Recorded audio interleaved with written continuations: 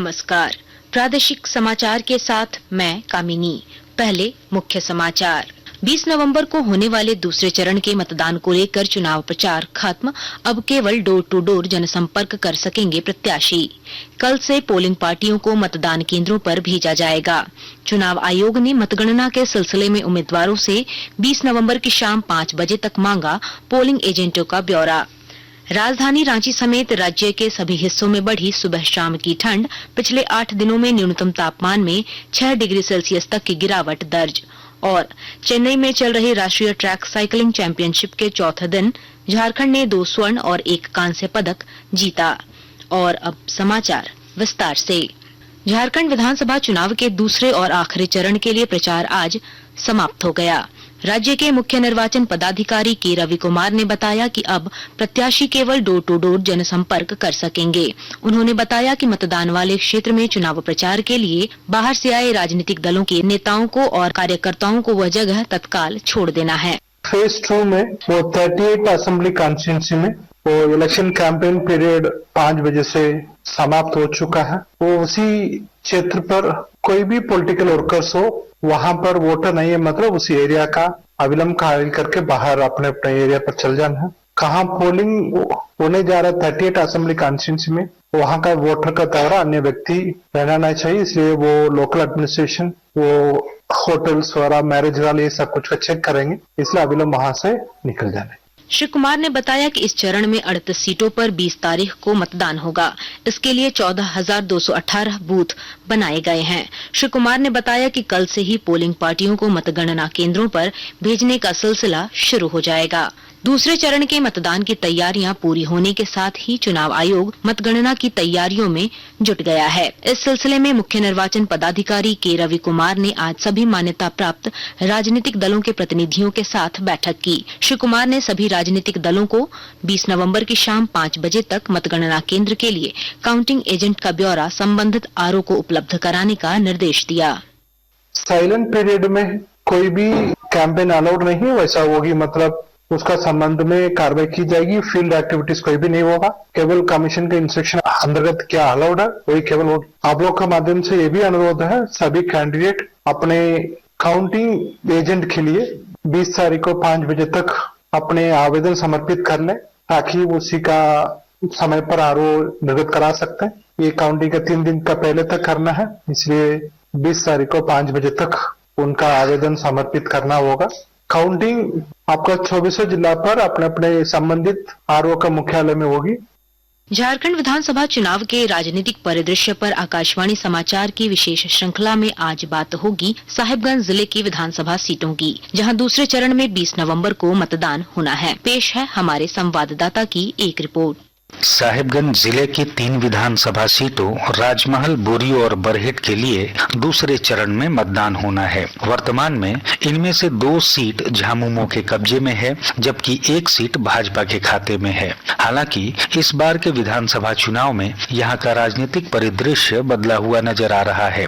जिले की बरहेट विधानसभा सीट काफी महत्वपूर्ण है, क्योंकि यहाँ से मुख्यमंत्री हेमंत सोरेन खुद चुनाव लड़ रहे हैं। उनका मुकाबला भाजपा के टिकट से पहली बार चुनाव लड़ रहे गमलियल हेम्ब्रम से है। झामुमो के कार्यकारी अध्यक्ष हेमंत सोरेन ने पिछले 2 बार से इस सीट को जीतते रहे हैं। बात बोरियो सीट की करें तो इस सीट पर मुख्य मुकाबला भाजपा प्रत्याशी लोबिन हेम्ब्रम और झामुमो के धनंजय सोरेन के बीच है। लोबिन हेम्ब्रम पिछले विधानसभा चुनाव में झामुमो के टिकट पर इस सीट पर जीत दर्ज की थी, लेकिन इस बार चुनाव से पहले वे भाजपा में शामिल हो गए। हालांकि इस सीट पर भाजपा के बागी उम्मीदवार सूर्य नारायण हांसदा जीत हार के समीकरण को प्रभावित कर सकते हैं। उधर राजमहल सीट पर भाजपा उम्मीदवार अनंत ओझा का सीधा मुकाबला झामुमो के मोहम्मद ताजुद्दीन राजा से है। इस सीट से भाजपा के अनंत ओझा पिछले 2 टर्म से विधायक हैं।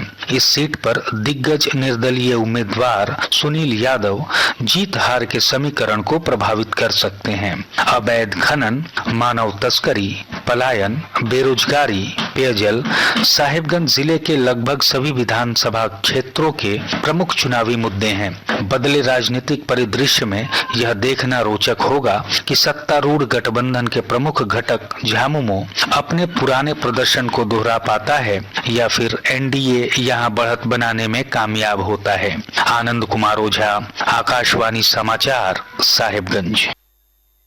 आकाशवाणी के ताजा तरीन समाचारों के लिए आप हमारी वेबसाइट newsonair.gov.in पर लॉग ऑन कर सकते हैं। ताजा समाचार X handle @AIR news alerts और Facebook page All India Radio News पर भी उपलब्ध है। अब प्रादेशिक समाचार एकांश के एक्स हैंडल @AIR न्यूज _रांची और फेसबुक, इंस्टाग्राम पेज तथा YouTube channel AIR news Ranchi पर भी हमारे बुलेटिन सुन सकते हैं। प्रादेशिक समाचार आप आकाशवाणी रांची से सुन रहे हैं। शेष समाचार इस विराम के बाद। सबका अरमान है करे मतदान है, देश को बनाने में देना योगदान है। मतदाताओं की टोली चली, ओ चली। चलो रे निकला सब गांव घर से, चाचा चाची भैया भाभी बेटा बेटी मेहरारू सब निकलो।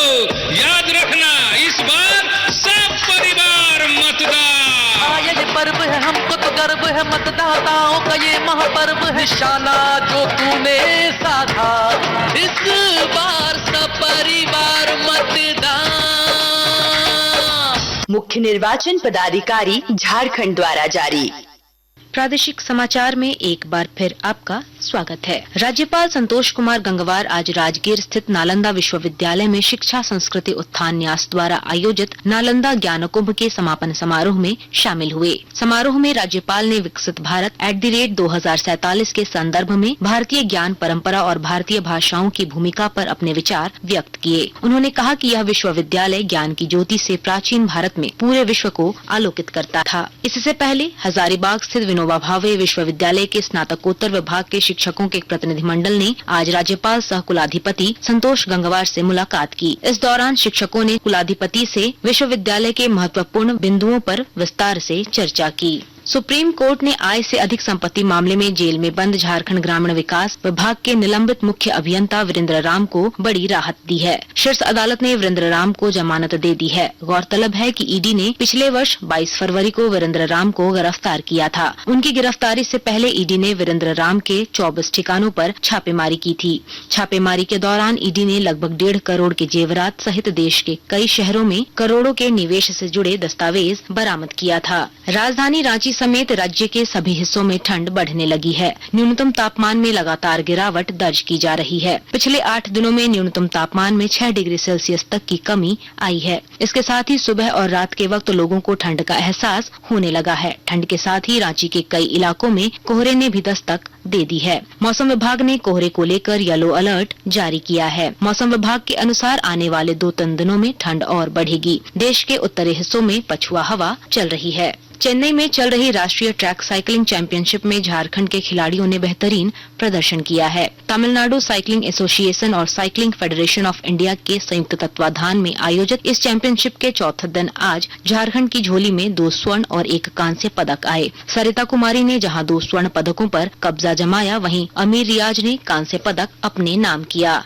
अंत में मुख्य समाचार एक बार फिर। 20 नवंबर को होने वाले दूसरे चरण के मतदान को लेकर चुनाव प्रचार खत्म। अब केवल डोर टू डोर जनसंपर्क कर सकेंगे प्रत्याशी। कल से पोलिंग पार्टियों को मतदान केंद्रों पर भेजा जाएगा। चुनाव आयोग ने मतगणना के सिलसिले में उम्मीदवारों से 20 नवंबर की शाम 5 बजे तक मांगा पोलिंग एजेंटों का ब्यौरा। राजधानी रांची समेत राज्य के सभी हिस्सों में बढ़ी सुबह शाम की ठंड। पिछले 8 दिनों में न्यूनतम तापमान में 6 डिग्री सेल्सियस तक की गिरावट दर्ज। और चेन्नई में चल रही राष्ट्रीय ट्रैक साइकिलिंग चैंपियनशिप के चौथे दिन झारखंड ने 2 स्वर्ण और 1 कांस्य पदक जीता। इसके साथ ही आकाशवाणी रांची से प्रादेशिक समाचार का ये बुलेटिन समाप्त हुआ। नमस्कार।